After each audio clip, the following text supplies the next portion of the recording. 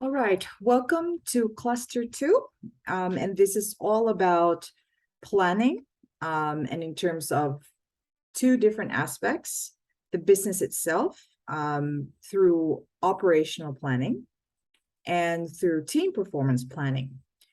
So I did mention during my introduction in Zoom chats that this session is all about understanding the levels of planning that businesses normally have prior to you receiving your KPIs. So you kind of wonder, okay, where do these KPIs come from? Why do we have this? What's the basis of these KPIs? And KPIs are key performance indicators. Most companies, especially large organizations, will have those KPIs communicated to you as part of your contract.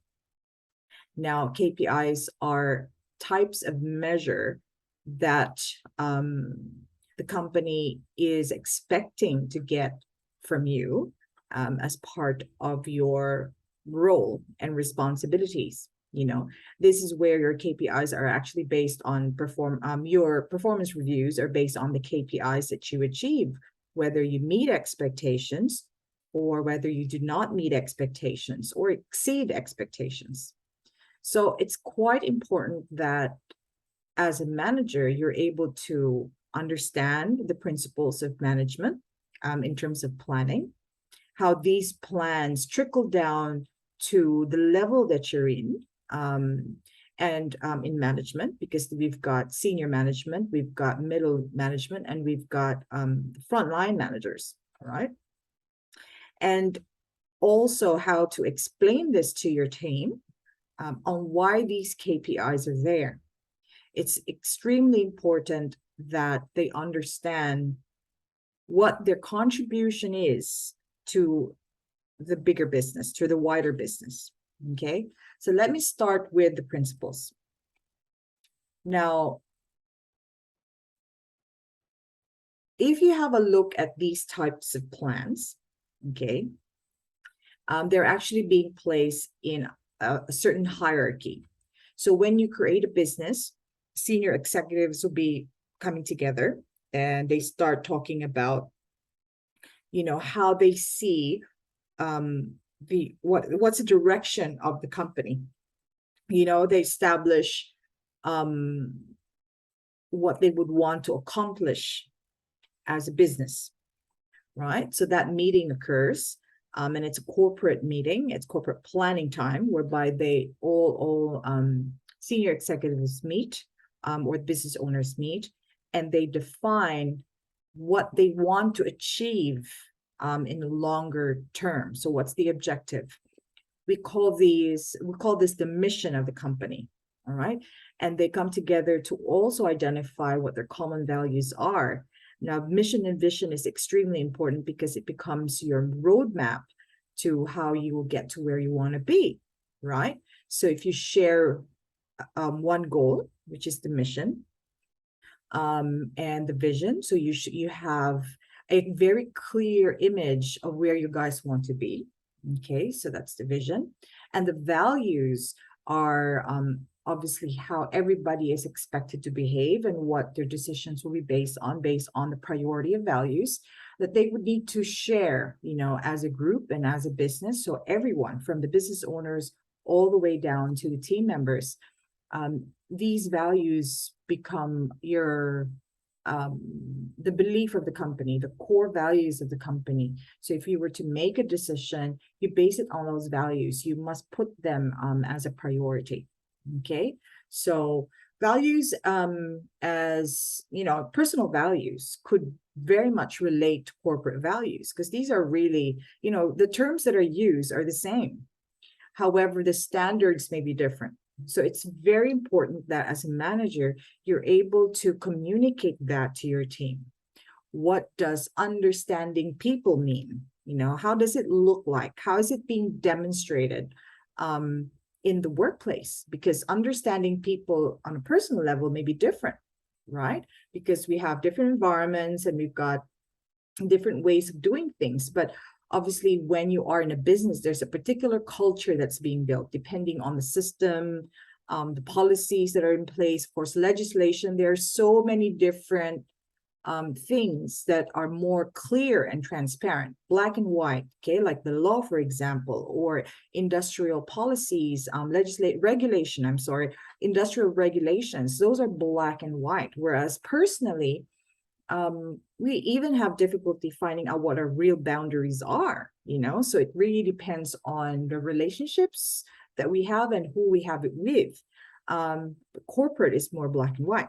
Okay, so the categories are very much well specified, like how do we behave to our external customers, how do we behave with each other internally in the workplace, so it's quite critical that the mission, vision, and values are established, and that is being established most specifically during the strategic planning process. Now, what is a strategic plan? What is a strategic plan? So it actually involves finding out, so these senior executives come together, okay? These are high-level managers coming together, and they're identifying what the strengths, weaknesses are of the business, so as an entire organization. And they have a different criteria for, how they do that. So what's the weakness in terms of market? What's the weakness in terms of operations? What are the weaknesses in terms of, so they look at everything. They look at the strengths. So where is the position of the business compared to all the other competitors in the industry, and how is the business position within the government, for example, like how do they view us? How's the community viewing us? So they look at strengths and weaknesses and the opportunities that are there for this business to be able to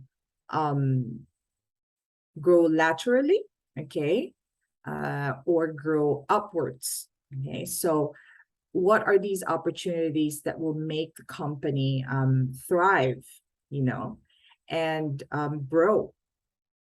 And also the potential risks and threats that are there at the present moment, and on the predictable future.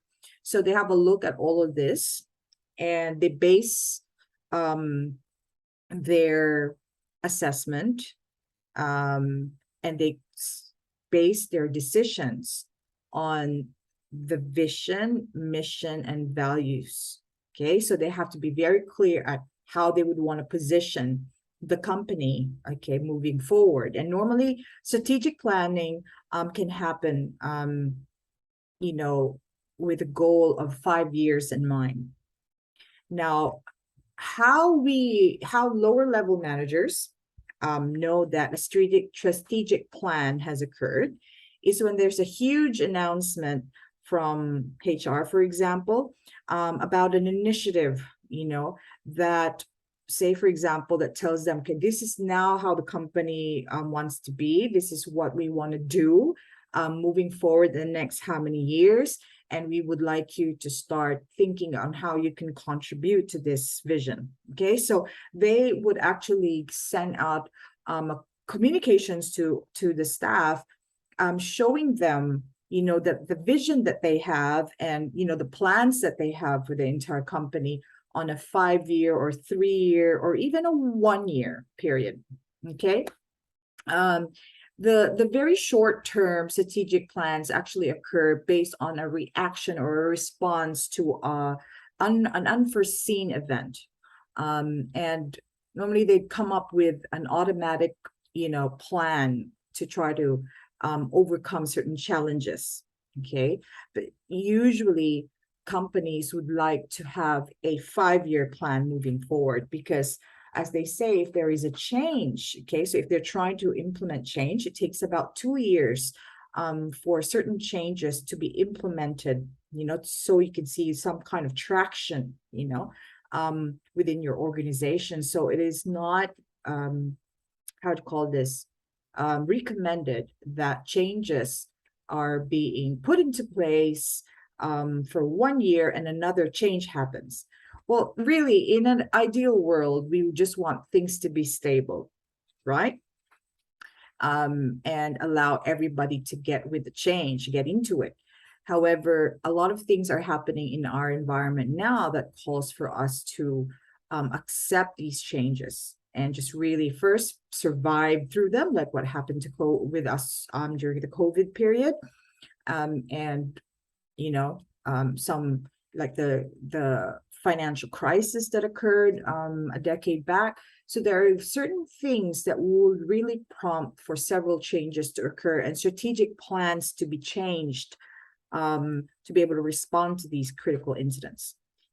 Now, when the senior executives or the high level management team has made a very clear plan on their strategy, okay, on the timelines that they have established or they have determined, then it trickles down to the next hierarchy, which we call the tactical plan. Now, what it is, it actually breaks down the strategic plan in shorter terms. So if you're looking at 5 years, they're going to break it down, say, on a yearly basis, or even a 6-monthly basis or a quarterly basis. So they're now trying to try to divide that, okay, across the organization. So say, for example, the strategic plan of the organization is to achieve, say, a 300% growth on profit. They're going to determine that amount, and what they will do is they are going to determine, what to expect in terms of growth. They just don't divide it into 5, of course, because it takes more than that to be able to get to that. It takes a bit of time to start things, and then and then it'll be a slow start. And obviously towards probably after 2.5 years, it starts booming. So the KPIs start going up for the entire business, okay? Now, when these have been determined by the middle level managers, when we say middle level, it means that a lot of the managers who are particularly involved in dealing with, say, department heads, okay? They're the ones who are involved in tactical planning, because they actually know they would have their existing KPIs already, and they would have to assess how the new KPI, okay, so how this new goal would impact their existing KPIs, how that would then be delivered, down the funnel, okay? So we then have the bigger business, senior executive, strategic planning. Once it's done, tactical plans, we've got more managers being involved, and they're middle level managers. Now we go to, the department heads on their area of, say, responsibility. Okay, so when we go into the tactical plan is more of like, being together, all department heads going together as a collective, as a group. Some businesses, what they do is that this department that deals with people, they've got one group, this one that deals with technology, there's one group, and this one that deals with, say, for example, just really finance, this is another group. So they all also try to break that down. But when we go to the operational plans, it's broken down even more. So it covers, of course, the goals and objectives, okay, starting from the top, which is all that we do now in this operational plan must support the main goal, which was determined, during the strategic planning stage. And what they now start to do is we now have our KPIs. What are we exactly going to do as a department, as a group, as a team, okay, to get to that place where we are really positively contributing to achieving that long-term goal, okay? So when that happens, the KPIs then start to be broken down, okay, like really in terms of individual, your FTEs. So that's what they do. and they do it usually less than a year. So they break it down on a quarterly basis. So they will go, okay, we're going to have your performance review every quarter. Team member, this is how much you need to achieve. Okay, this is the result we want from you.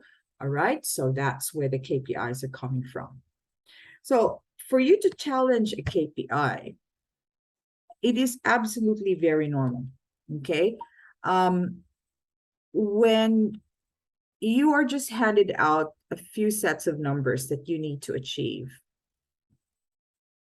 and you haven't been there in the planning stage, okay, going through the assessment of the opportunities on a higher level, the weaknesses of the organization on that higher level, where like all the data is actually in front of them. Okay, we're not just talking about your data there with your customers, but it's throughout, right? So you have to give it a bit of benefit of the doubt that whatever KPI you've received had gone through a lot of levels of discussions and studies, and a lot of decisions being made, a lot of people involved. So to pretty much challenge the KPI at our level, and expecting that that will change immediately just because we feel or we think that it's not achievable, that will take a long time, because quite a lot of plans on a tactical planning stage may be incorrect. You know, maybe they need to make some shifts in terms of, say, the distribution of the KPIs, or how they are actually planning itself, like the how-to is incorrect. So they need to make some modifications. The only way for them to find out is to give it a go, to actually try it out. So you would see that quite a lot of businesses, especially in terms of sales, you know, the first year, like the KPIs are so high because they just want to see how staff will respond to it, and to what extent can this person do to be able to hit that KPI. And then they're able to determine, okay, that is the average amount, so let's adjust the KPIs because it doesn't seem to be achievable. But we've given them type of motivation to actually do their absolute best with what they have. So it is very normal that people are, you know, overwhelmed with high numbers after a particular change, because that is to really obtain more information to make better decisions in terms of KPIs moving forward. Okay, how you would know that they're on the testing stage? Most companies are quite, like, especially the human resources, are aware of this, and they do quite a lot of things like holding back performance reviews, or putting more procedures for managers to go through performance management before they can actually start, you know, holding their staff fully accountable and immediately accountable for not reaching KPIs. I remember when I was working in a financial institution, and we were just hit with so much. They doubled our KPIs in a manner of in a span of, say, me being in the company for about 2 years. They increased it immediately, and it nearly doubled.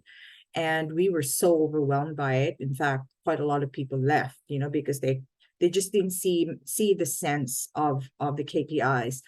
And eventually, after about a year and a quarter, these KPIs were adjusted, and it became more achievable, you know. And those who stayed actually experienced that, and they saw it, and they became the contributors to let the higher level management know that, hey, it wasn't achievable. This is how much we have tried. And the lesson there for us was, you know, at a lower level, was that, yeah, if you're not actually aiming for the moon, you're not going to land on the stars, you know. So we got that, and we learned so much out of that experience. Okay, so the stress levels had been like pulled out, like really pulled in wide lengths to try to get the best out of the best from us. And it felt so good to kind of be heard after a while, and these things were adjusted and just made life bit better. And how I knew about that this was just a testing stage because it was an initiative that only a few companies have done. So it was actually a structure of incentivizing their staff members. And I've noticed that HR wasn't so aggressive in terms of pursuing those who have not really hit their KPIs. They were very lenient about that, which was a bit strange because prior to that, they were very, very, quick at performance managing their staff. But when this new one came about, there were certain adjustments that were made. All right, so now you understand that there are so many different levels of management planning, or as they say, different types of planning in the corporate world. So a business plan is actually different. Okay, a business plan is when you start planning a business. Okay, so you just in that stage where you are building a new business. Okay, so it's more of like an overall thing, more like a marketing plan. So not a marketing plan, but a plan of where this idea is going to get you. Is this idea even feasible? A strategic plan is really drumming down into giving that business an identity. Like, okay, what do we want to be known for? How do we do this? And what's our aim for the next 5 years? Okay, business plan is like researching about the possibilities of how much money are we really going to get. These are all theoretical and probably just studied, based on historical status of other companies, but not really your company yet because you've just started. Okay. There's also a business plan when you're trying to expand, which is different. Okay. So strategic planning, tactical, operational plans. Now, as I said, Cluster 2 covers operational planning, and then it also covers team performance planning. So on an operational level, okay, you will also, in an operation level, your KPI is part of that. So the management levels KPIs are there. When we go to team performance planning, we become more specific in terms of the projects that are involved, that would need to be completed to be able to deliver on the operational plan, right? Because you can have an operational plan of about, say, 8 months, and you might, in that span of time, you would have had several initiatives, okay? So several new things you need to put in place. And the whole gist is that after that eighth month, you're able to deliver that goal of that operational plan, right?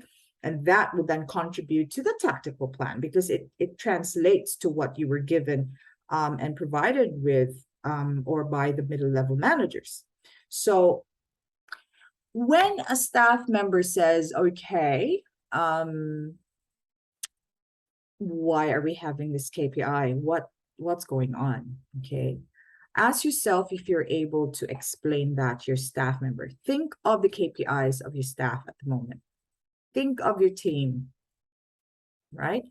I know that Sonic Health Plus doesn't have numerical KPIs in a lot of their departments, but there are also numerical KPIs, so we call them quantitative.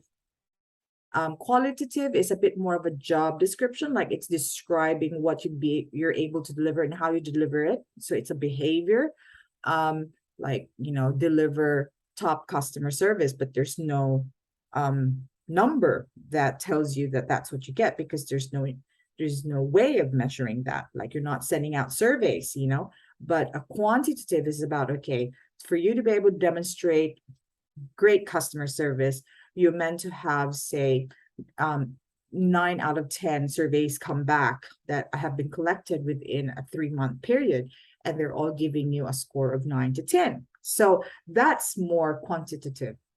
As a manager, even if you're not given a quantitative measure, I think it is very important that you try to translate that in quantities instead of quality. A lot of people can't a lot of the messages that go to your people get muddled when you don't have a specific number, because a description of some words, there's a lot of miscommunication in there that people have different interpretation of that. But when it comes to numbers, 1 is a 1, 2 is a 2, and 3 is a 3. All right. So the more numbers that you have in terms of your goals and your KPIs, the better it is, because you can measure, when you have got that number, it starts then going, okay, to get this number, what are we going to do? So you then are in a better position to describe to your staff member how they're going to give that number, or how are they going to attain that. So when you give clear instructions to your team, then you have a better chance of being able to get the results that you want. Okay, so there you go. It's an explanation of the principles of management in terms of levels of planning, and it's very hierarchical. I can't even say that word, but it goes in a hierarchy whereby we have from the highest level of management all the way down. Okay, so the next session I will talk all about what the operational plan looks like. Quite a lot of the lower level managers may not have access to this, mainly because it's been changed, and it's hard to kind of understand it. It really depends on the industry, but as a rule of thumb, even if you're at the lower level of management, you should be able to get as much information about the operational plan, so you're able to understand how everything aligns, and you can better explain that to your people in terms of KPIs, right?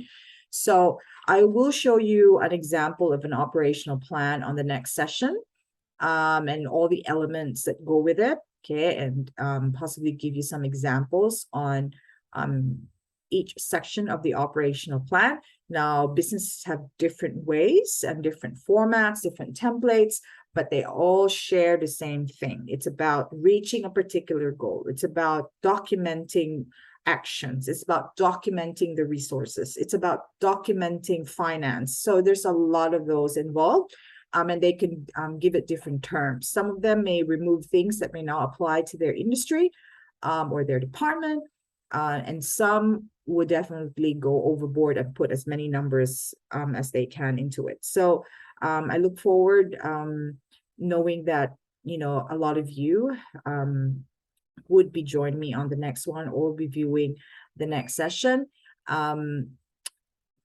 Viewing that next video on what the operation plan is would definitely help you complete your assessment, because you are going to be expected to create or develop a business operational plan in cluster 2.